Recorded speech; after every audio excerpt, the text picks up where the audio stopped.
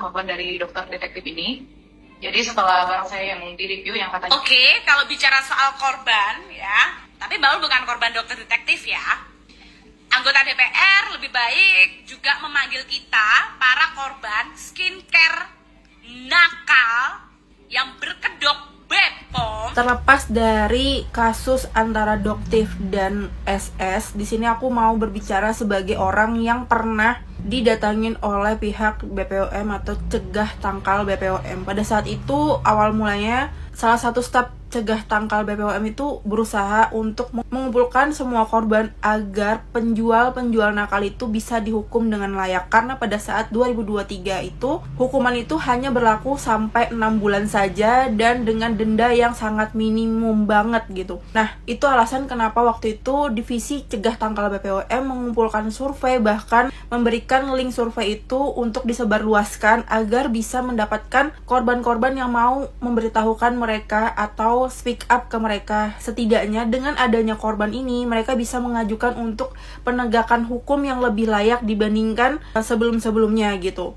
Jadi sebenarnya sangat disayangkan untuk Badan POM yang sebenarnya staf-stafnya sudah bekerja keras untuk bisa mendapatkan dan memberikan yang terbaik untuk para korban, tapi setelah itu tidak ada terdengar kabar apapun. Bahkan waktu itu aku sempat terakhir ikut Zoom bareng mereka, bilang kalau mereka masih mencari cara bagaimana penjual nakal ini akan dihukum dengan setimpal dan layak untuk hukuman mereka. Dan sangat disayangkan aja gitu, kerjanya mereka yang sebelumnya udah bener, udah tahu penataan caranya yang gimana, harus diabaikan seperti sekarang gitu. Terlihat kayak kenapa harus penjual yang jadi korban? Kalau nggak ada penjual, nggak akan ada pembeli. Kalau misalnya penjual nakal itu nggak menjual, orang-orang tuh nggak akan beli sesuatu yang berbahaya itu gitu. Dan sebagai seorang yang dulunya pernah pemakai abal-abal yang kurang banget teredukasi, yang sangat tidak tahu apa isi kandungan tersebut dan hanya sekedar membeli bukan karena ingin cepat putih, tapi memang benar-benar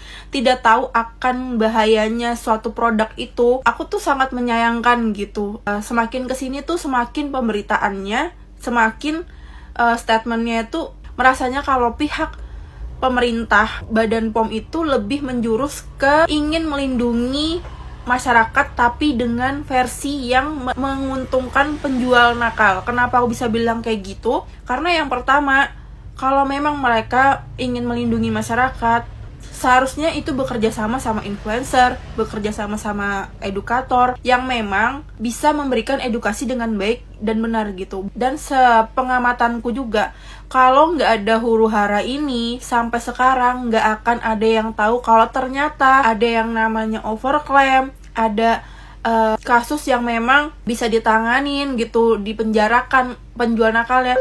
Tapi juga masih ada kan yang penjual nakal yang sama sekali nggak kena hukuman itu, masih ada kan.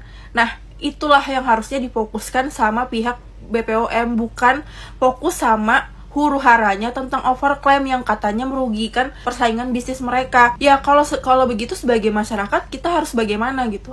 Kalau memang merasa mereka dirugikan karena persaingan bisnis, ya mereka juga seharusnya berbenah untuk melakukan sesuatu yang menghasilkan produk yang terbaik, bukan arahnya justru kemana-mana gitu. Kalau memang merasa produknya benar, kalau memang merasa nggak ada yang salah sama produknya, oke gitu. Kasih lihat bukti uji lab, kasih lihat bukti caranya harus dengan baik menanganinya, bukan dengan kayak pertengkaran atau huru hara ini. Tapi dibalik itu semua, kalau nggak ada terjadi huru hara ini, kalau nggak ada terjadi keributan ini, apakah ada tindakan tegas dari pihak Badan POM? Nggak ada. Itu yang sepengamatan aku dari 2023 sampai sekarang. Selama ini aku juga merasa kayak nanti dulu deh speak up-nya, nanti dulu deh membuat konten. Itu alasannya karena ya aku mau mengamati dulu sampai mana sih perjalanan Badan POM ini, sampai akhirnya udah di fase wah ini nggak bisa dibiarin, ini tuh mengecewakan. Nggak ada sama sekali dari pihak mereka yang melihat dari sisi korban.